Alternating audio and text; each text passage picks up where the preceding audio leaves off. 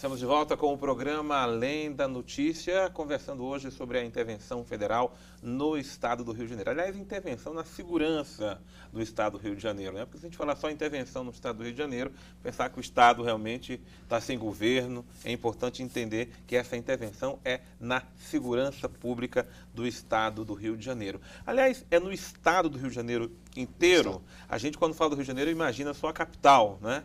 Mas é no estado do Rio de Janeiro. Muito bem. Bom, professor Antônio, a gente conversava no bloco anterior sobre essa questão histórica, né? Rio de Janeiro deixou de ser a capital do Brasil em 1960, não é? E o poder foi transferido aqui para Brasília, mas até hoje tem muitos órgãos federais que ainda é lá no Rio de Janeiro, né? Depois ainda de muitos anos. O que levou a cidade do Rio de Janeiro, o estado do Rio de Janeiro, a chegar a um quadro tão caótico na segurança pública? A pergunta é difícil e em história grandes acontecimentos são multifatoriais. São vários aspectos que se unem nessa equação para determinar o acontecido. No caso do Rio de Janeiro, eu gostaria de sintetizar em determinados aspectos. O primeiro deles é de caráter mais geral. O processo de urbanização que o Brasil conheceu depois da Segunda Guerra Mundial foi rápido demais e foi caótico demais, desordenado demais. Rio de Janeiro, como era a capital, recebe milhares e milhares de brasileiros sem oferecer infraestrutura mínima para que eles pudessem viver com dignidade. Isso significa dizer que já na década de 50 começa a aparecer na área metropolitana do Rio, mais especificamente na Baixada Fluminense, esses bolsões de criminalidade muito acentuada. O segundo golpe, talvez o mais importante que o Rio de Janeiro sofreu, foi com a transferência da capital para Brasília. Porque, na verdade... Você foi contra, né, a transferência? Não, eu não fui contra. Mas, na verdade, não se ofereceu nenhum tipo de reparação para o Rio de Janeiro. Rio de Janeiro. Não, eu acho que Brasília desempenhou um papel extraordinário. Tanto que o senhor está aqui, né? E eu estou aqui. Mas a questão é saber como vai ficar o Rio de Janeiro. Sim. E ele foi, na verdade, julgado para escanteio. O terceiro aspecto, e esse foi muito decisivo, já veio no regime militar, que foi a fusão da Guanabara, que era o estado criado em 1960, com o antigo estado do Rio. Essa fusão para a cidade do Rio de Janeiro especificamente foi terrível, porque ela perdeu muito e não ganhou absolutamente nada. Quarto aspecto, e esse é o último, eu juro, a política, a degradação da política no Rio de Janeiro, desde as eleições de 1982, sobretudo, quando se retorna a eleição direta para o governo de Estado. O Rio de Janeiro teve uma sucessão de governos populistas, demagógicos, tanto à esquerda quanto à direita, que na verdade... Não salvou ninguém. E que tiveram, em alguns casos, a capacidade de se unir a grupos criminosos, a contraventores, etc. e tal. Então, na verdade, eu não preciso nem personalizar, eu não preciso finalizar, eu não salvo ninguém de 82 para cá. E essa sucessão de erros absurdos da política carioca chega ao ponto que nós encontramos hoje. O governador eleito e reeleito está preso. O presidente da Assembleia Legislativa está preso. Ou seja, é uma degradação absurda da política que aconteceu no Rio de Janeiro de uma forma paroxística, quer dizer, elevada à enésima potência. Eu acho que se nós juntarmos todos esses fatores, nós entendemos o caos a que a cidade, sobretudo do Rio de Janeiro, chegou nos dias de hoje. Alexandre Bandeira destaca mais algum elemento? Destaco, enquanto o Estado não compareceu para prover a população de meios, o crime, ele assumiu uma função importante e se desenvolveu de uma maneira muito mais profissional. Nós começamos a observar as organizações, lógico que PCC mais em São Paulo, mas o Comando Vermelho no Rio de Janeiro, que é uma estrutura, é um Estado que está sendo criado, sem dúvida nenhuma. Logo em seguida, nós víamos as milícias surgirem também, com toda uma sofisticação, vendendo serviços de gás, água, TV a cabo para esses moradores que não tinham acesso a meios e serviços, né? E hoje as milícias se uniram às facções. Exatamente. Não há mais então, diferença. Do outro lado, o crime ele se profissionalizou e se organizou muito rápido. né? E é justamente isso, né? Existe um ditado que no poder você não deixa vácuo. Na hora que você não faz a sua obrigação, alguém vai fazê-la, mesmo que não seja pelos meios corretos, né? Agora, o secretário, você falava que todos os governos, parece que não escapou nenhum, mas o secretário de Segurança anterior do Rio de Janeiro, implantando as UPPs, não acendeu uma esperança? A gente viu tantas cenas, não é?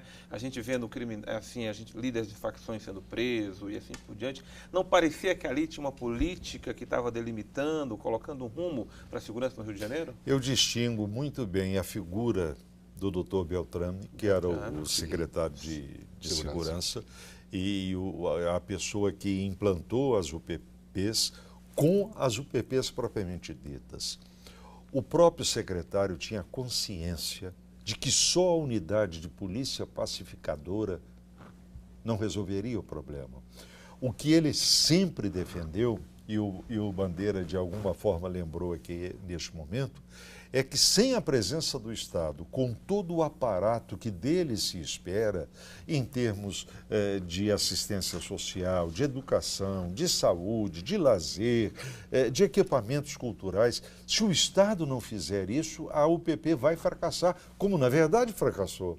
Ou seja, a impressão que eu tenho hoje, olhando retrospectivamente, é que para os governantes daquele momento, a UPP foi um fenômeno midiático.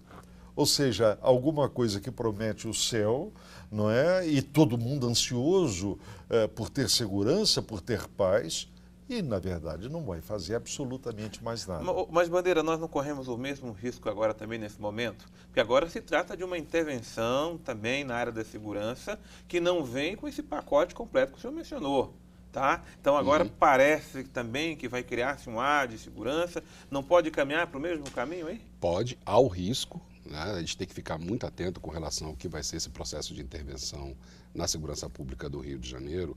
E a gente precisa, de novo, olhar pelo retrovisor e aprender o seguinte, né? O crime, desde a ECO 92 do Rio de Janeiro, quando o Exército foi pela primeira vez para as ruas do Rio de Janeiro para assegurar a segurança, para falar a verdade, das delegações que visitavam o Brasil, mais especificamente o Rio de Janeiro, desde essa ocasião da ECO, a gente tem visto sucessivas tentativas, inclusive, de aparelhamento do Estado, das vias e do cenário urbano com as forças do Exército e também com a Força Nacional de Segurança, que foi um grande artifício que nós vimos recentemente sendo utilizado.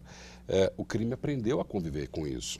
Então, o crime ele veio se modernizando, aprendeu a conviver também, inclusive, com a presença do Exército nas ruas. O que a gente precisa saber é se essa nova presença do Exército, mais efetiva e mais duradoura, vai trazer efetivamente esse sufocamento do crime organizado dentro do Rio de Janeiro e aí poder, de fato, entregar para a população uma cidade mais organizada, uma cidade mais segura, que é o que todo mundo no Brasil inteiro espera, não só os fluminenses, né? Diga, professor. E em relação a isso, eu gostaria de dizer o seguinte: há uma diferença fundamental entre a intervenção federal de agora e aquele momento em que as UPPs foram criadas. Agora, não são os políticos populistas do Rio de Janeiro que estão à frente do processo. E, nesse sentido, eu diria que o Exército Brasileiro tem know-how de atuação, sobretudo em áreas muito carentes. Vídeo que ele faz da Amazônia, por exemplo. O Bandeira lembrou a ECO 92 e eu vou pegar esse exemplo e citar dois fatos. Tanto na ECO 92 como na época das Olimpíadas, o Exército ocupou determinadas faixas do território carioca, da cidade do Rio de Janeiro. E sabe o que ele fez? Não foi uma ocupação meramente militar. Ele levou assistência odontológica, ele levou assistência médica, ele levou práticas desportivas. O Exército tem know-how disso. E eu tenho a impressão que ele tem consciência de que ele está numa cartada decisiva em relação ao seu próprio nome, ao seu próprio prestígio. Ele sabe, o Exército ele sabe que não pode fracassar nessa empreitada. É tudo ou nada. E, nesse sentido, eu acho que, além do aparato militar propriamente dito, que é absolutamente indispensável, ele vai levar esse know-how que ele tem de inserção nessas comunidades que tanto precisam e que sempre foram vítimas da omissão do Estado. Tá certo. Deixa eu só, vamos lá ver o que a cidade do Rio de Janeiro, o povo do Rio de Janeiro, com a nossa repórter Fátima Lima, ela está lá no Rio de Janeiro, ela conversou com alguém que é das comunidades lá do Rio de Janeiro, para dizer como é que eles receberam, né, essa intervenção na segurança pública. Vamos acompanhar. Olá, uma alegria poder estar aqui participando com você, direto do Rio de Janeiro, né?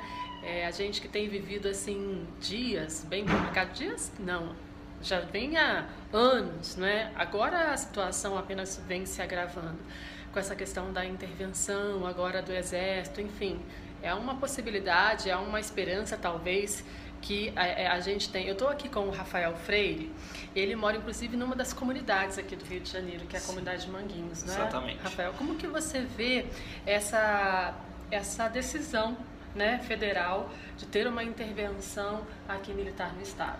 Bom, eu moro na comunidade de Manguinhos, dentro desse complexo, que é um grande complexo com algumas comunidades, e eu não consigo ainda entender muito bem, né, qual será a funcionalidade ou o que realmente vai acontecer. Aí para nós ainda não está muito claro essa questão da intervenção federal. A gente sabe que não é uma ditadura militar, que não é uma intervenção militar, mas uma intervenção federal, mas eu acho que não só para mim que moro em comunidade, mas para toda a população que mora no Rio de Janeiro, existem ainda muitas dúvidas com relação a essa questão da intervenção federal. É óbvio que a gente acha importantíssimo algo ter sido feito, e essa intervenção veio no momento em que o Rio de Janeiro precisa muito, porque a segurança realmente é uma questão complicada aqui na nossa cidade. Mas eu acho que o grande chamariz mesmo é essa questão do nome, né? Sim. Intervenção federal, não ter mais um secretário de segurança, mas um general do Exército tomando conta da segurança. Hoje a gente já observou que ele está fazendo uma avaliação dos presídios, né, aqui da cidade do Rio de Janeiro, e vai partir para as comunidades. Pelo menos o que ele tem dito é que está planejando, né, passos para questão da segurança na cidade do Rio. E a gente espera que seja feito tudo realmente dentro da legalidade e que as comunidades aqui do Rio de Janeiro não sofram tanto com isso. Pois é, e a gente vai acompanhando daqui, quem sabe também levando aí para você de Brasília um pouquinho do que está acontecendo aqui no Rio de Janeiro.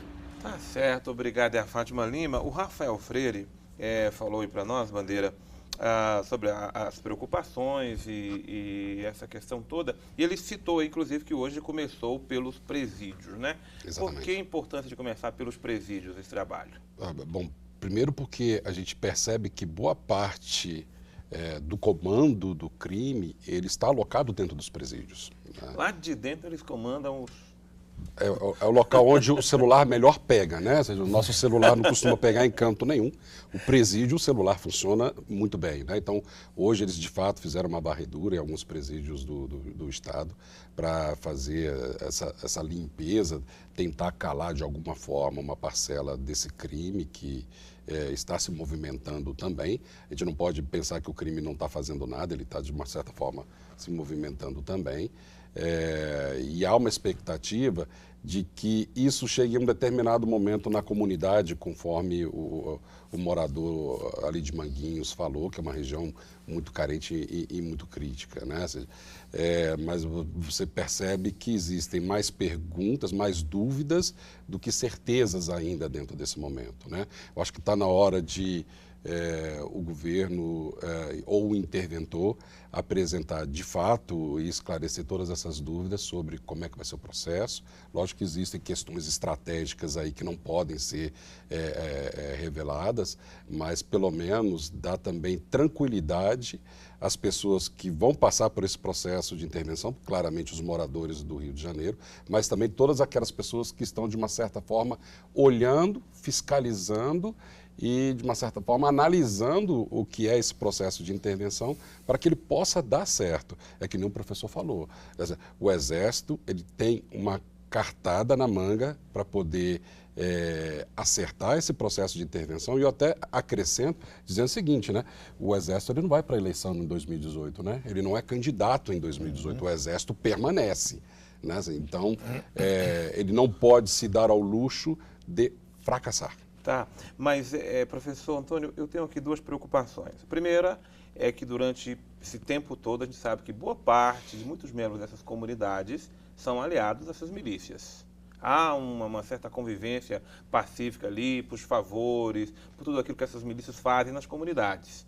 Então, como é que, por exemplo, essas comunidades vão receber essa intervenção e assim por diante? E a outra preocupação é com a fuga, não é? Primeiro que a gente não tem presídio para a quantidade de gente que podia ser presa, não é? Então, como o Exército vai estar focado no estado do Rio de Janeiro, ali na fronteira tem Espírito Santo, tem São Paulo para o outro lado, esses criminosos não correm risco de fugir para outros lugares? Claro que corre. É plausível que isso ocorra e hoje mesmo nós já tivemos uma reunião dos secretários de segurança dos estados que fazem limites com o Rio de Janeiro para tratar de determinadas estratégias que deverão ser tomadas. Uma das razões do fracasso das UPPs foi exatamente isso, quer dizer, havia o anúncio de que a polícia estava subindo num morro tal e os criminosos fugiam, e é claro que iam para algum lugar, não é? Fugiram para Niterói, fugiram para Juiz de Fora, para o Nordeste, para todos os lugares. Isso é inevitável e tem que haver uma política de inteligência para enfrentar isso. Mas há um aspecto na entrevista que nós vimos do Rafael que me chamou muita atenção. Em primeiro lugar, ficou claro que ele não é contra a intervenção e inteligentemente chamou atenção para o fato de não se tratar de uma intervenção militar, mas é uma intervenção federal. Mas algo me chamou muito mais atenção, que tudo seja feito nos estreitos limites da lei. Eu acho que esse é o nosso grande desafio. E essa é a diferença do Brasil de hoje com o Brasil dos 21 anos do regime autoritário. Agora, nós estamos vivendo num Estado democrático e de direito. Então, as leis têm que ser observadas, os devidos processos legais devem ser respeitados. Essa percepção, esse morador de Manguinhos mostrou com uma clareza impressionante. Isso é muito positivo. E é isso que a sociedade está de olho, inclusive. Exatamente. Né? Eu percebo que a imprensa, eu percebo que as pessoas, em geral, porque, por exemplo, você falava em certo momento essa questão de, por exemplo, entrar nas casas das pessoas e assim por diante. A Constituição, por exemplo, não permite isso, né? Então, certas coisas realmente há toda uma sociedade que está de olho no que está acontecendo. Exatamente. Lá, né? A própria OAB ela já se manifestou sobre a questão da inviabilidade de você ter mandatos coletivos, sem uma determinação de quem, quando, onde, né? Isso precisa de fato ser observado, né? Muito bem. Gente, olha, tem tantas perguntas, vamos aproveitar o próximo bloco, o último bloco, então, para poder responder, se não conseguir todas, pelo menos algumas das questões que você está enviando aqui para nós, mas é muito bom contar com a sua participação. Nós vamos agora para um breve intervalo e voltamos daqui a pouco com você, Além da Notícia.